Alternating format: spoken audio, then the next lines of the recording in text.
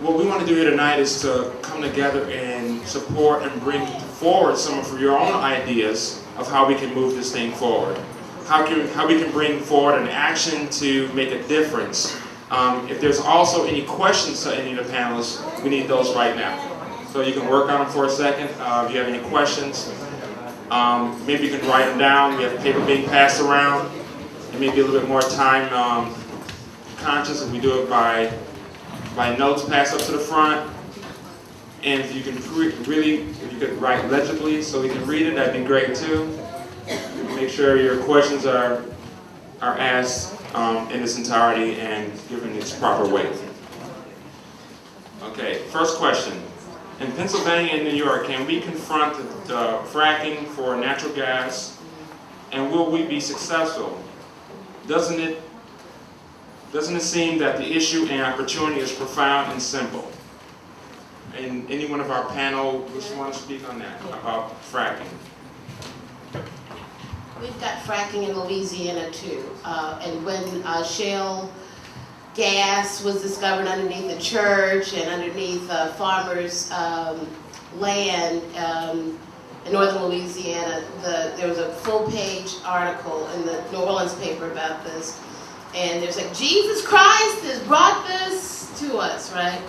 Because all the money that can come in. You know, praise the Lord.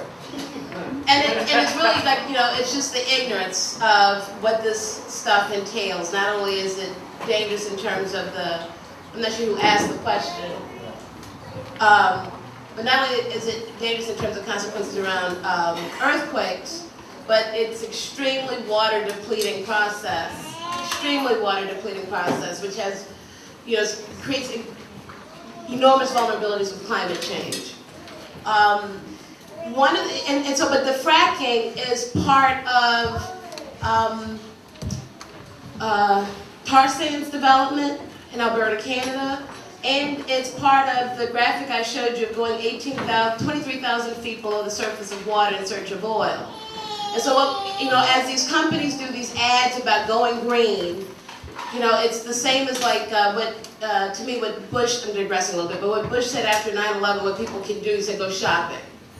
And so I see going green as go shopping.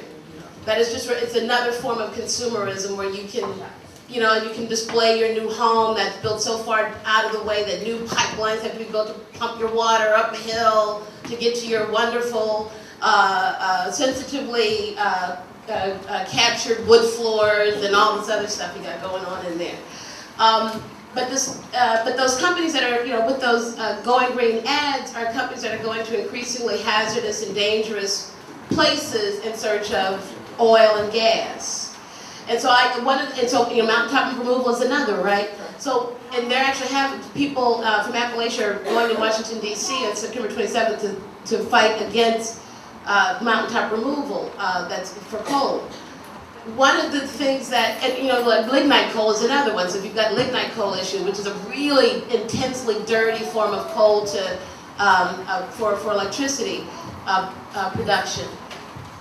I think that, so what I'm trying to say is this, by listing all of these examples of dangerous, hazardous forms of energy production, which will lock communities into like 20 or 50 years of that kind of production because the infrastructure that will be set up around the manufacturing and production of it, is that there's an opportunity for communities around the country and around the world to really deal with that from a climate justice perspective. Why are we witnessing the impact of climate change and furthering ourselves, speeding along with that by going to more intensive polluting, carbon-intensive polluting forms of energy?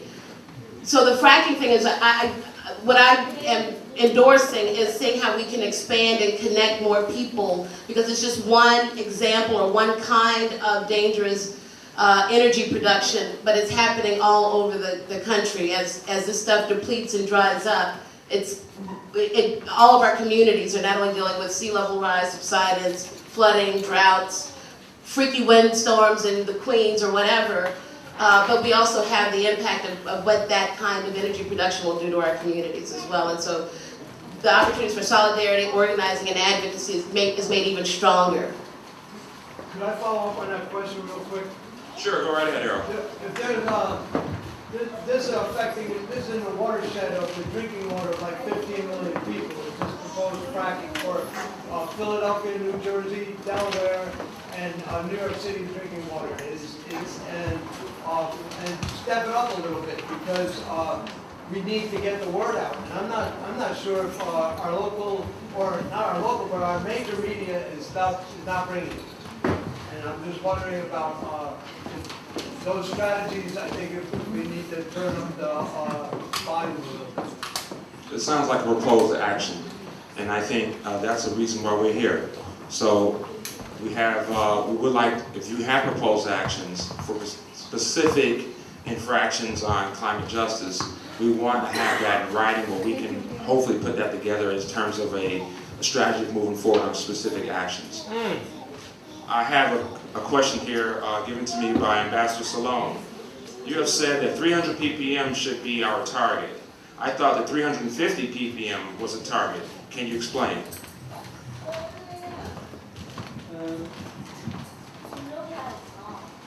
Well, before the industrial area, that means before we began to send greenhouse gas emissions into the atmosphere, we had in our atmosphere 289 parts per million of CO2. So, if we want to avoid new natural disasters like the ones that we are seeing, we must try to go back as close as possible as this concentration that we had in the pre-industrial area. So the closest we get to that, if we can manage to go to 300 or to 290, that will be even better.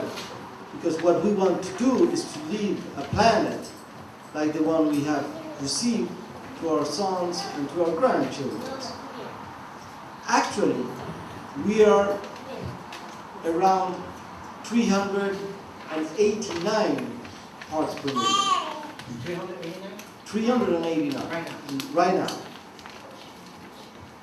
So, and if we continue with this, we are going to reach 450 and 550 and so on. What scientists say is they have made a lot of studies saying what can happen if you reach 450 parts per million. If we reach 450 parts per million, then you will have between 20 to 30% of all the biodiversity in risk of disappearance.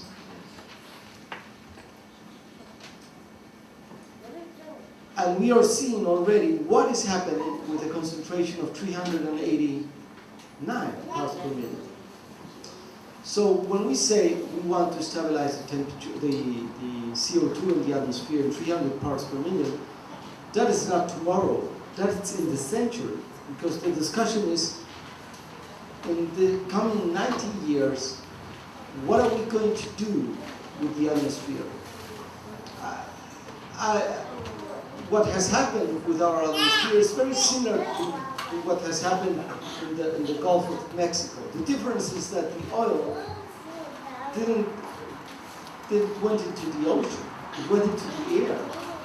But if you go into the air and you begin to see the molecules, you will find CO2 molecule made in USA, made in the European Union, and you begin to count how many molecules you have. Then you will see, oh, now we don't have 289 like before, because usually there are these molecules in the atmosphere. We have 389, and this is increasing. And the more you increase the temperature, the more it will rise. And if it rise, then you will have increase in sea level, you will have a loss in biodiversity, you will have a temperature very high in Africa, where desertification can end with water resources, and you will see more trees. So this is the problem with climate change, and we don't have too much time. What does it mean? When I said the problem of climate change would be better managed by a woman that's in charge of the budget of the house, because she knows how much money she has in the month and how she has to spend that money in order to reach the end of the month without no money. The problem of climate change is very similar to that.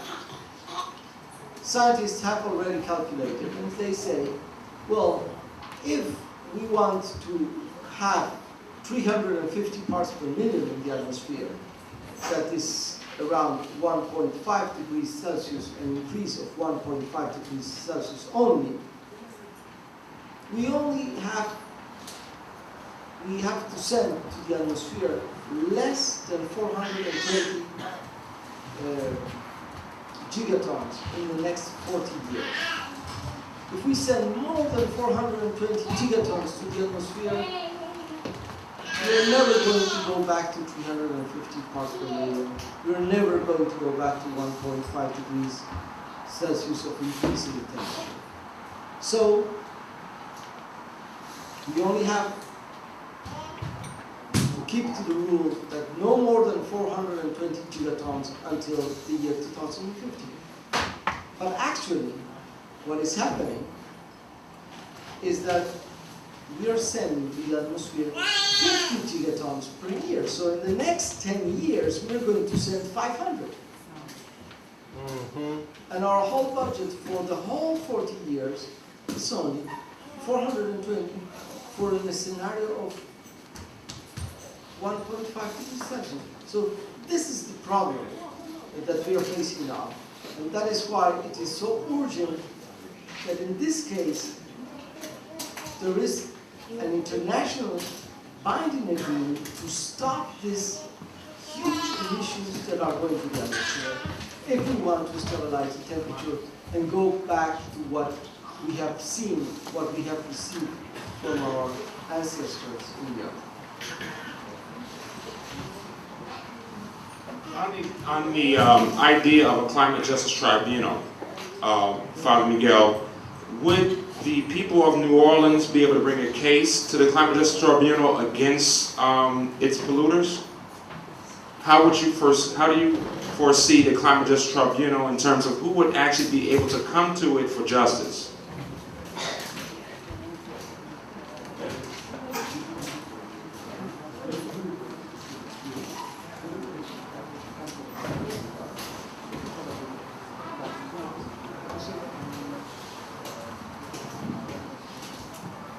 We've been talking here about the same subject, but we've been talking about how to fight locally within a country, and also, and what I was talking is about the creation of an international climate change tribunal within the context of the United Nations.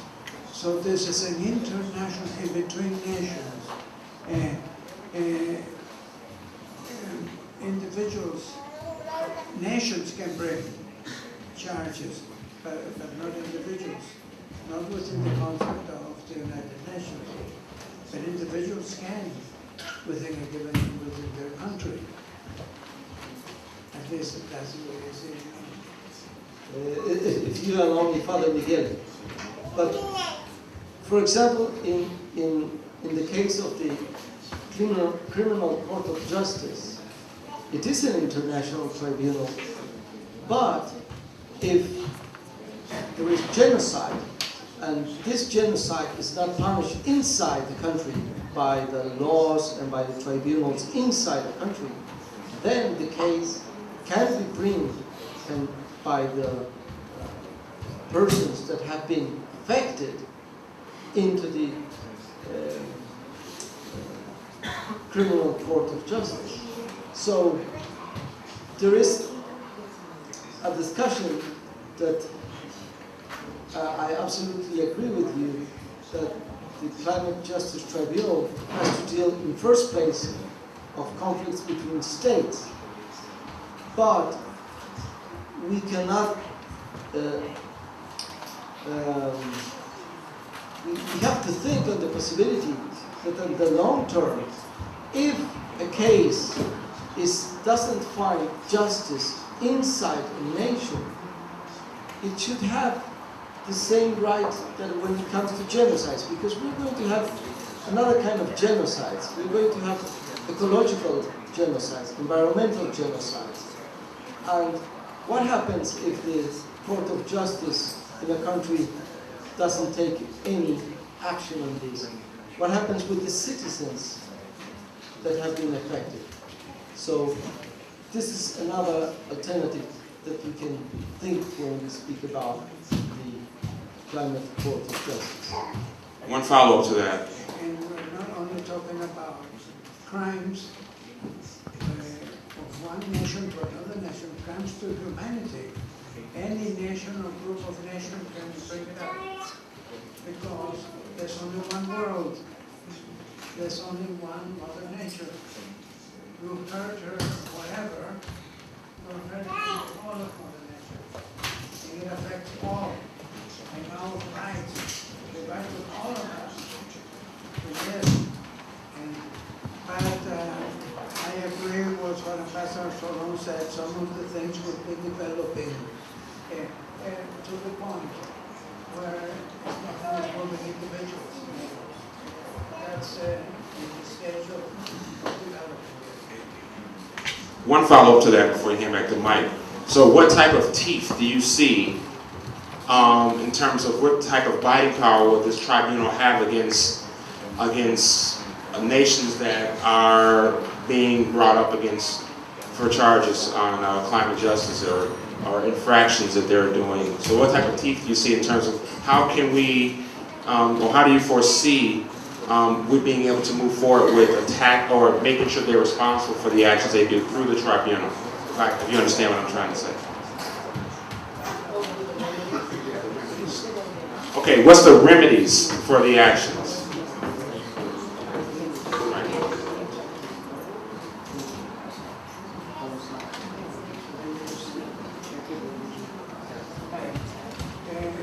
We are proposing that sanctions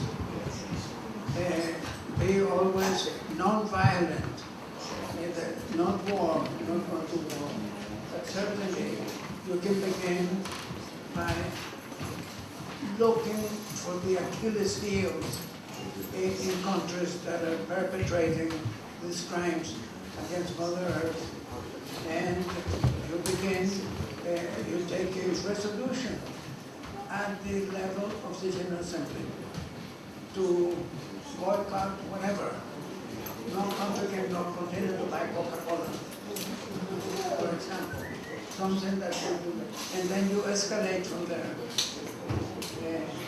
In fact, in any case, according to the proposal that I'm making, there'll be very strong but non-violent sanctions or measures to get the other countries on their own track and stop hurting our quality of life.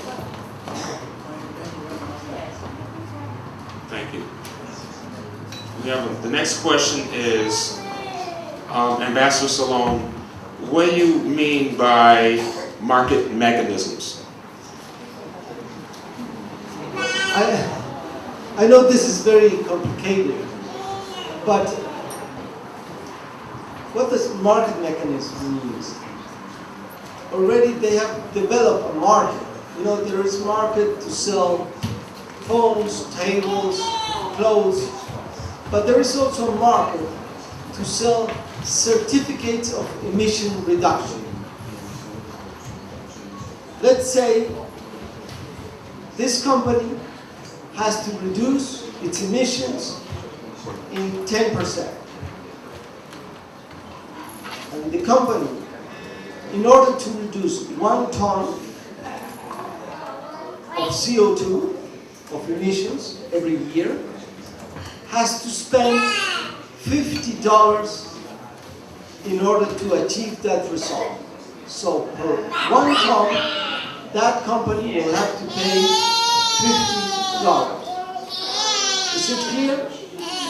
It will have to invest in new technology, in new kind of clean energy in order to reduce this 1 ton of CO2 per year.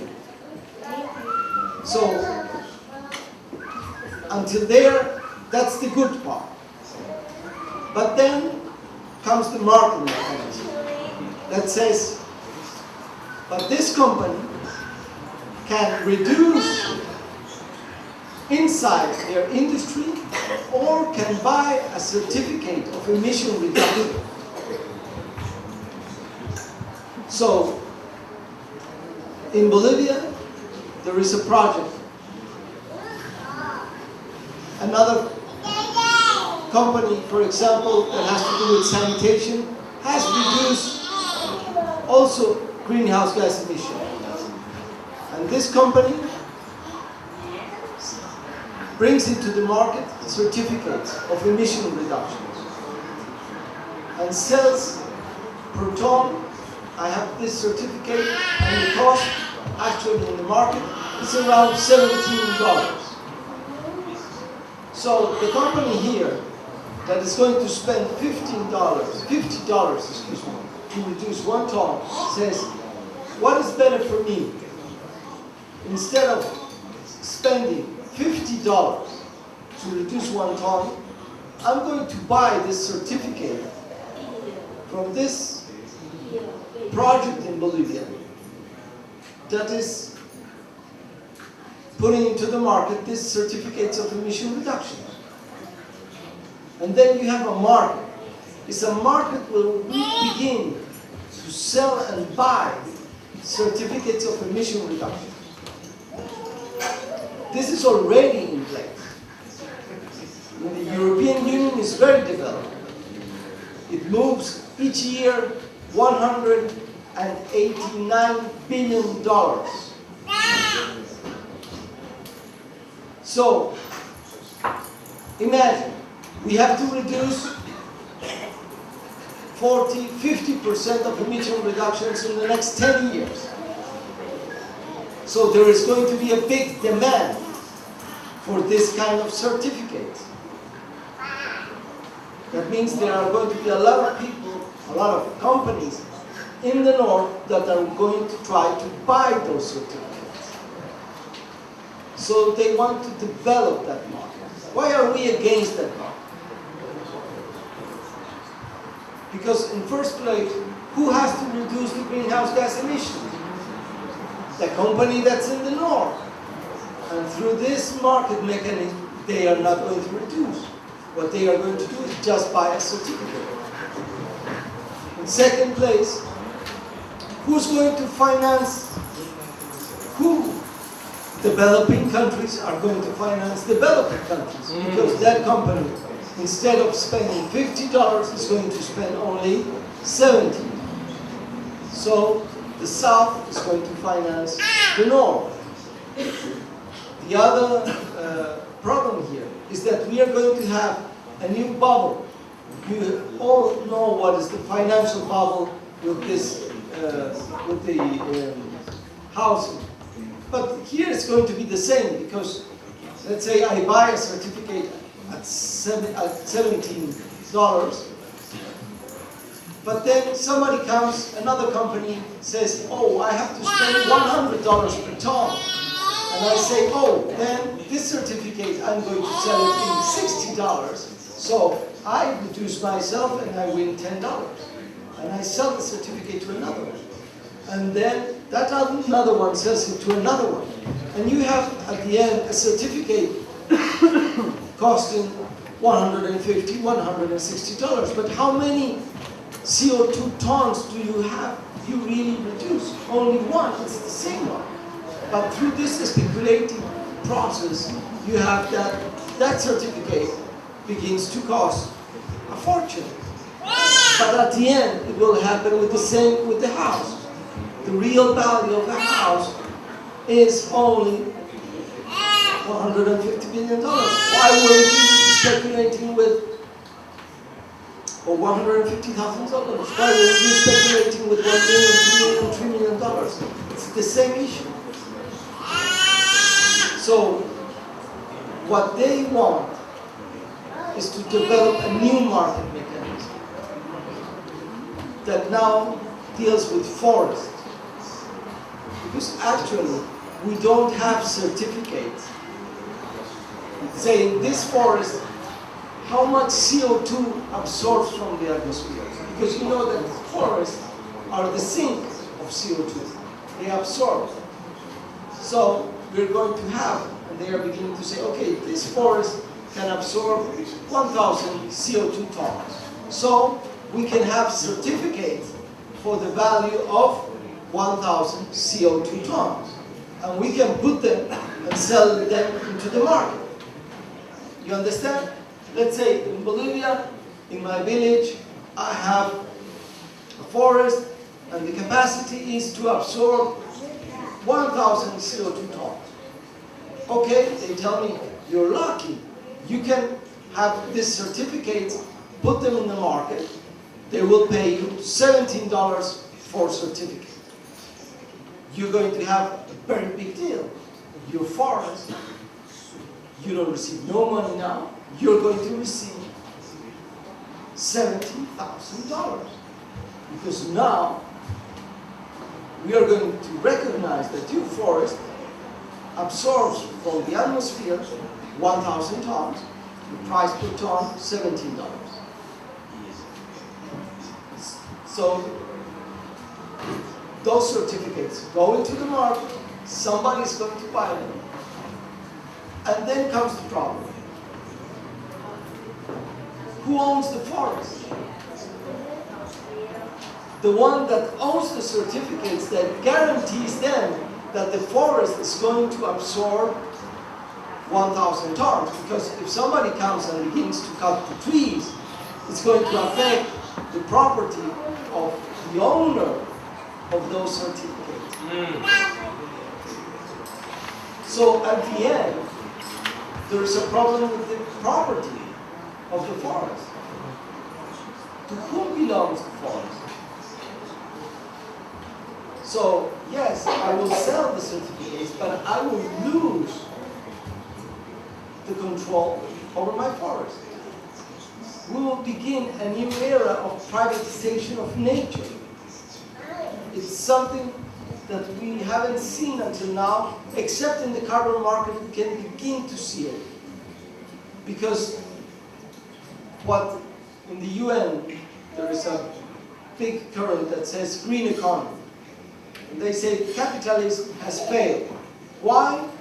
Because in capitalism, we only have taken into account goods, machines, and labor. But we have to take into account nature. We haven't given price to nature. We have to give price to nature. But how do you give price to nature? Well, this is one of the mechanisms that is being developed in order to give price to nature. Because in their philosophy, if things don't have price, nobody takes care of it. And if nobody owns that, nobody takes care of that. So, the best way to take care of forests is to have persons that own those certificates, and those certificates have a price, and of course, then they have a right over that forest. Can I just add a little bit? It's because Ambassador Sol, what you just described is like a more monstrous version of the cap and trade national legislation that was put on the back burner just recently in our U.S. Congress. One of the things I just want to point out is that there are some of the roots of that kind of thinking in terms of the overwhelming dominance of market over environmental protection is actually codified in law under, like for example, the Clean Air Act. Just real quick, back in the 1980s, there was a lawsuit against the vinyl industry. There's tons of vinyl industrial facilities in Moscow where we filed this human rights complaint on behalf of residents. And this litigation wound up in the Supreme Court saying that, hey, vinyl chloride is a potent human carcinogen. No doubt it causes cancer, and it's one of the most potent forms of cancer-causing agents as a chemical compound. And therefore, the companies that make it need to reduce their emissions to zero to protect human health and the environment. And so that lawsuit went to the Supreme Court, and that position by the plaintiffs was overruled by the Supreme Court because it gets in the way of the market of vinyl products and materials. Following that Supreme Court decision, Congress amended the Clean Air Act of 1990 to require any regulation by the administrator to first consider market before the environmental protection, so that when a new rule is set for an industry that releases hazardous air pollutants, the standard that's created is based on the status quo of industrial operations. So if you want to get a permit, you just have to do the same thing that other companies like you do. No regard to what impact you're having on the community or people's health or the environment. 8 years after that, then there's consideration of if there's any health impacts by the agency. 8 years after that rule is set.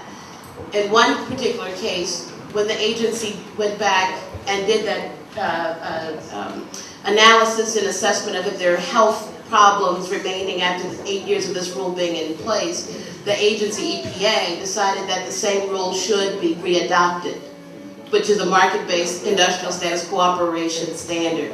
And so that's what suffices for health protection. And so we're seeing like the kind of the tentacles of this kind of thinking around environmental protection and the force of polluting markets to control and dominate what the terms of that are, you know, metastasizing globally with climate change. Just wanted to point that out.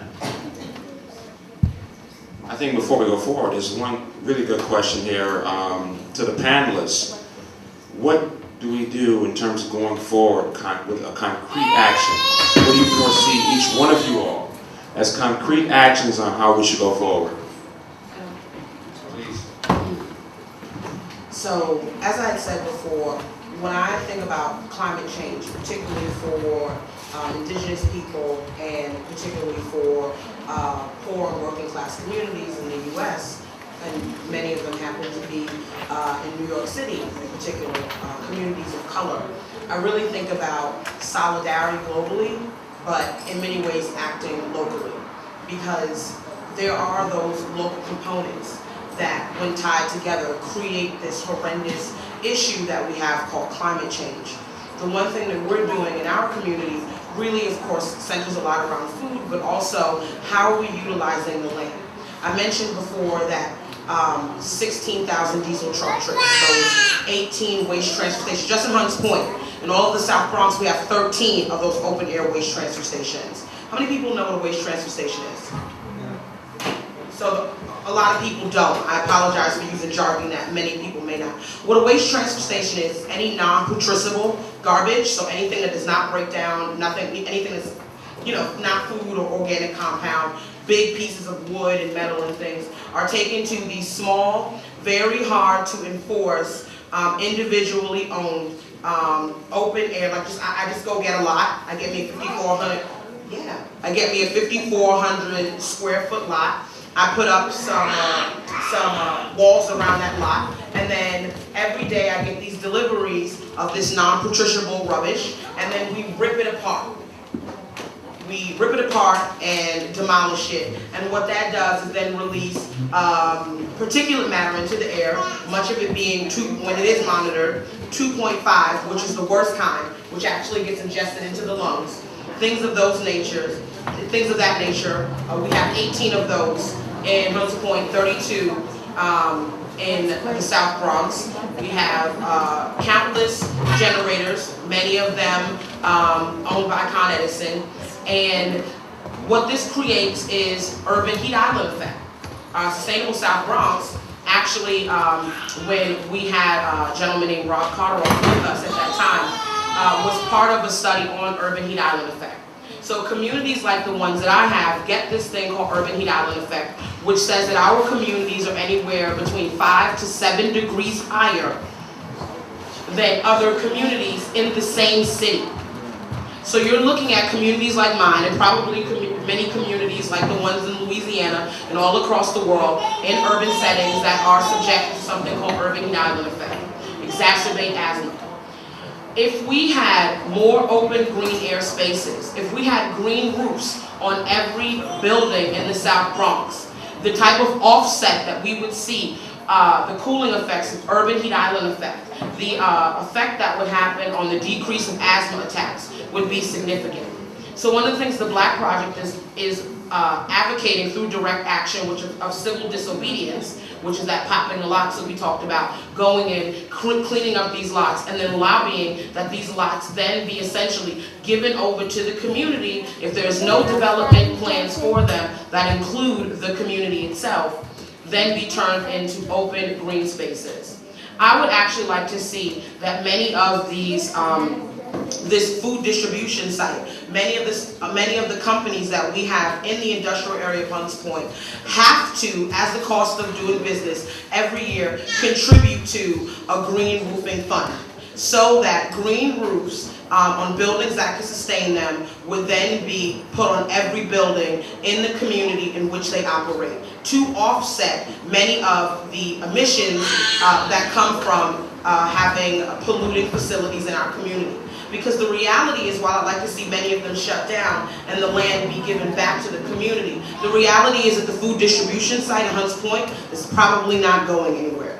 The reality is that as long as many of these businesses pay their taxes and don't do anything grossly illegal, they're not going anywhere. And so we have to start finding alternatives to make sure that people in our community is safeguarded. So that's one of the concrete actions that my organization and myself have been taking. One of the actions that have happened in the past, I was part of a lawsuit, as it was mentioned earlier by Mychal, that actually helped to shut down NIAFCO. One of the interesting things about NIAFCO is that while it was a private facility under the corporation umbrella of Sinagro, which was under the Carlyle Group, which is under Halliburton, was that it had operated in the community for 15 years, and its only client was the DEP. The organization that was supposed to watchdog them was its only client. The DEP, for me, then after, did not stand for the Department of Environmental Protection, but stood for Don't Expect Protection. Because if that's sort of like having the coyote watch the hen house, right? And so we sued not only the facility itself, but we also sued the DEP as well as the city of New York.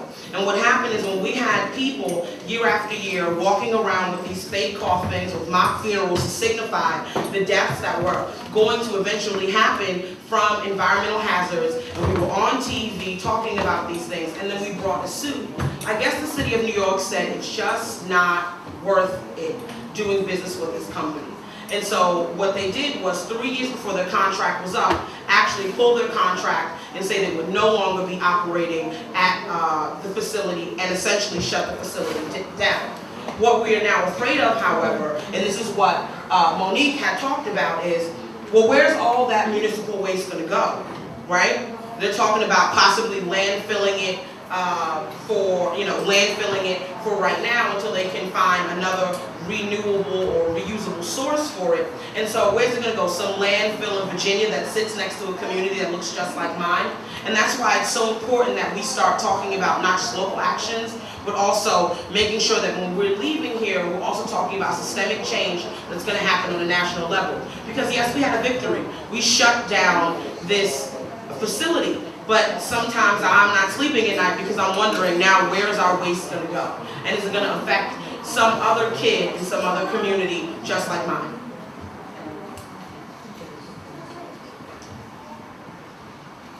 Okay, I'm not a panelist, but I also want to address that question that was posed to us about how do we move forward.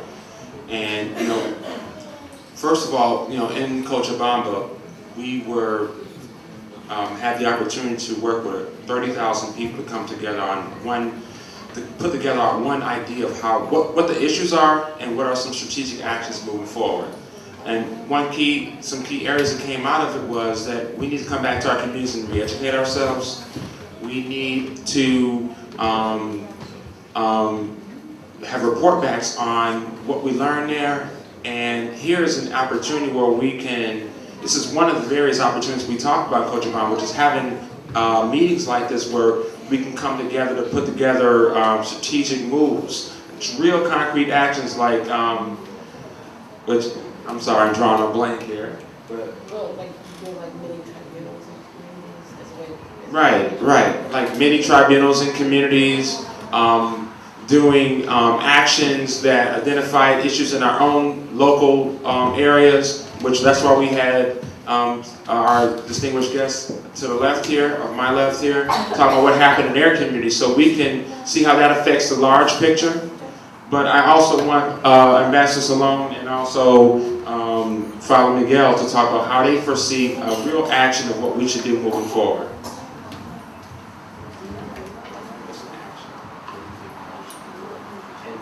In the climate negotiations, or what can we do to help your cause, which is fighting to have the People's Accord into negotiating text, but also how do we move that area forward, which seems to be one issue.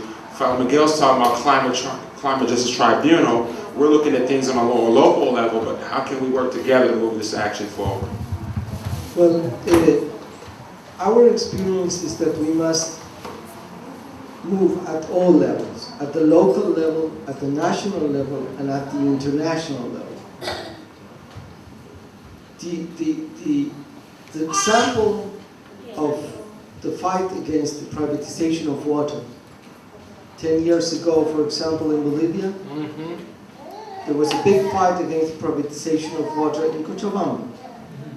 Because we were able to win that battle, is that years later, President Morales won the elections. Because during that battle against the privatization of that water service, we managed to get unity, solidarity, we recognize our power, and that is why we were able to win the government with more than 50% of the votes. But once you are in the government, you are not going to stay at the national level. So we wanted to do a move at the international level, and just 1 month ago, we managed to have approved in the United Nations a resolution where the United Nations at last recognizes the human right to water. Because until now, there were a lot of human rights recognized, but not the human right to water. So we need to move on all levels.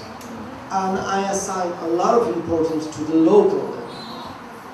Because in the local level is where most of the people feel in concrete terms how they are being affected. Now we need to choose the battles at local level. We cannot win all the battles at local level. That is key. There is no recipe because it depends on each region. If it's going to be the battle against a company that's polluting the air, if it's going to be against legislation that is in favor of them, if it's going to be because there is not enough finance from the municipality budget to projects that have to do with climate change, that is important. But the key thing is, if we are going to be able to unify the vast majority of social movements, neighbors, trade unions around that fight. And of course, to see how we are going to win that fight. Because when you win a fight, that has a very important effect, because your movement is stronger and stronger. Then we have the national level, and there are a lot of ways to challenge at the national level. Because you have, and I know, for example, here in the States, I have read some cases that have brought it to the Federal Court of Justice that have to do with climate change against some particular companies, disputes against some acts, some national laws. And then we have the international level. We need to do, we just discussed, for example, nobody knows that in the first weeks of October, probably at the worldwide level, will be decided already what is going to happen in Cancun. And we need to put this in the media, through the internet, through different declaration letters from different organizations. We need to highlight that actually there is a negotiation going on. And if this negotiation goes in the bad direction, we're going to have a catastrophe in the coming years. And we need to mobilize for Cancun. Actually, they are organizing, you say in English, caravans? Yes. Caravans that are going to Cancun. The good thing about those that live in the United States is that you don't have a problem with visa to go into Mexico. The problem with South Americans is that in order to go to Mexico, we need visa. And the caravans that are being organized in Central America probably are only going to reach the border.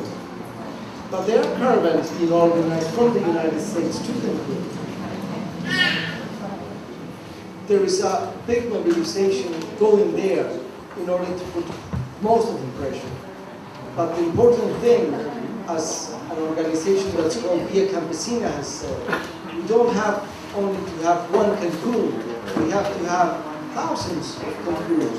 We have to have Cancuns in the different cities with different demonstrations, protests, and different kinds of activities in order that when we come to Cancun, there is a mobilization not only there in Yucatan, in the peninsula of Mexico, but also here and in all the countries.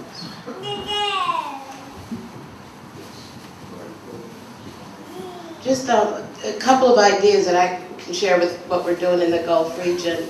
I think one of the things that can happen, or can be, at least considered here, is how well do you know your emergency preparedness planning? Right? We didn't really know it, and you saw the effect of it, but it's a way in which you can drive the level of protections, pointing out and addressing issues around vulnerability, the resources that can go to, because you can't talk about the mitigation and isolation without the adaptation. And I think an easy way in is through disaster preparedness. You have local offices around that, through your mayor's office, New York State level, and definitely federal level with Department of Homeland Security. But it's a way in which you can kind of bring people together to really talk about this, because I think what happened in Queens is an excellent organizing opportunity. And then also with other neighborhoods that have had similar, all of a sudden all the trees fell down and my roof is off. The next, so these are tremendous organizing opportunities with, and you've got the Katrina experience to,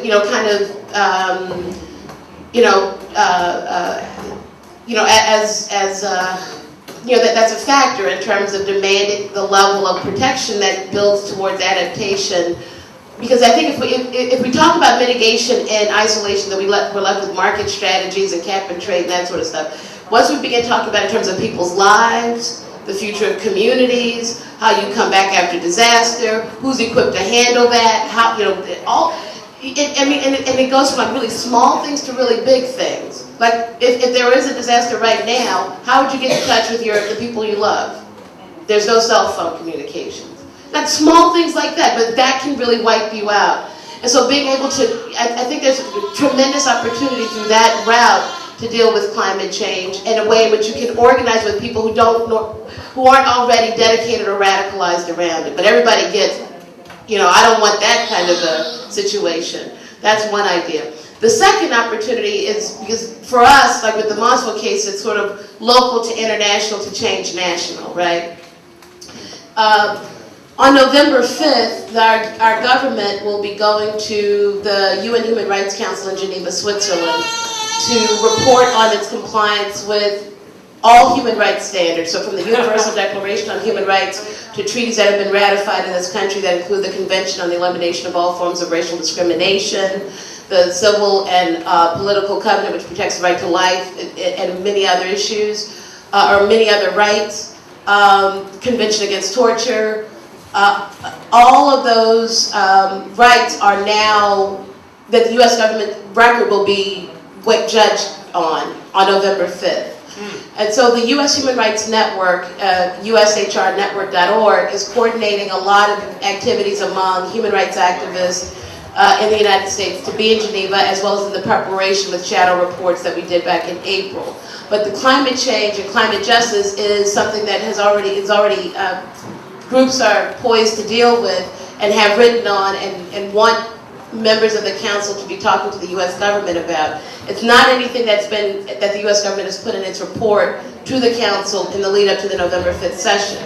And I think the fact that there is that glaring omission is an opportunity again for organizing and educating each other and thinking about ways in which you can impact Geneva. Because right now the only people who are really talking about it and have that has volume is people at the Heritage Foundation and right-wing folks who think human rights are silly, right? Because human rights means everybody's free and everybody's equal, and that's a threat to them. One of the other things that we did, and I should have mentioned, I didn't give you context for this this thing. This was part of a 3-day back of the page of the Copenhagen Post during the Copenhagen session. It happened kind of fortuitously because there was the person who worked in the ad part of the newspaper is a young woman who was born in Gulfport, Mississippi. So she had family who went through Katrina, and she went to college in New Orleans at Tulane University. And so when we sent this email to her about what your ad rates are, she was like, "We'll do anything for you."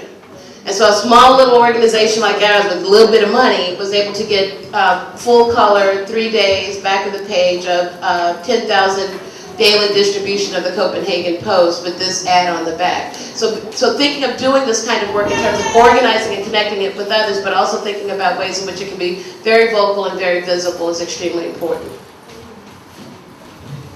Okay, well, we've got quite a few actions on the board here behind us. We've talked about quite a few problems, and hopefully we've identified some solutions. Of course, there is a big problem. We all understand that. I want to thank everyone here who came tonight, who've also, given some of their ideas and asked some questions, and hopefully got a lot of information from our panelists. We want to thank you all for coming out. We'll be still around for a little bit, so you can ask more people some questions. But we want to do the Brecht justice by leaving maybe a half an hour overtime, and not much more than that. So thank you all again for coming, and I hope you all enjoyed the panel.